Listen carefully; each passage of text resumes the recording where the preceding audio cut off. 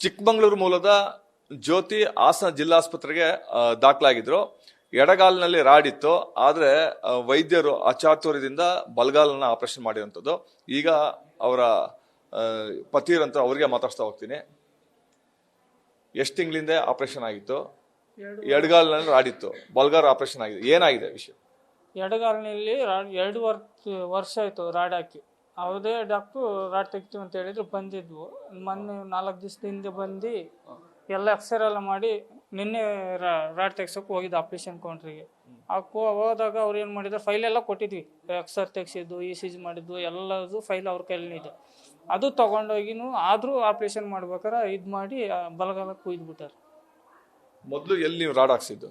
ಚಿಕ್ಕಮಗಳೂರಿಂದ ಹಾಸನಿಗೆ ಬಂದಿದ್ರ? ಇಲ್ಲ ಚಿಕ್ಕಮಗಳೂರು ಆರಿಸಿ ಹಾಸನ ಕರ್ಕೊಂಡ್ ಬಂದಿದ್ರ? ಸೀದಾ ಚಿಕ್ಕಮಗಳೂರಿಂದ ಇಲ್ಲಿ ಕಡೂರಿಗೆ ಇದಕ್ಕೆ ಬಂದಿದ್ದು, ಹಾಸನಿಗೆ ಬಂದಿದ್ದು.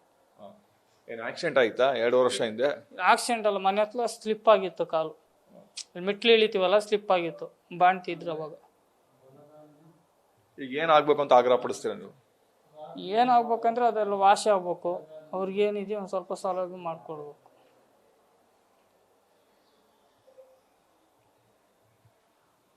ಜ್ಯೋತಿ ಪತಿ ಹೇಳೋ ಪ್ರಕಾರ ಕಳೆದ 2 ವರ್ಷಗಳ ಹಿಂದೆ ಮನೆ ಬಳಿ ಕೆಲಸ ಮಾಡಬೇಕಾದ ಬಿದ್ದಿದ್ದು ನನ್ನ ಹೆಂಡತಿ. ತದನಂತರ ಆಕೆಗೆ ಹೆಚ್ಚಿನ ಚಿಕಿತ್ಸೆಗೆ ಹಾಸನ ಜಿಲ್ಲಾಸ್ಪತ್ರೆ ಕರ್ಕೊಂಡ್ಬಂದ್ವಿ. ಚಿಕಿತ್ಸೆ ಮಾಡಿ ವೈದ್ಯರು ಕಾಲಿಗೆ ಎಡಗಾಲಿಗೆ ರಾಡ್ ಕೂಡ ಹಾಕಿದ್ರು. ತದನಂತರ ಒಂದು 2-3 ತಿಂಗಳ ಹಿಂದೆ ಮತ್ತೆ ನೋವು ಕಾಣಿಸ್ಕೊಂಡ ಕಾರಣ ಮತ್ತೆ ಹಾಸ್ಪಿಟಲ್ಗೆ ದಾಖಲಾದ್ವಿ.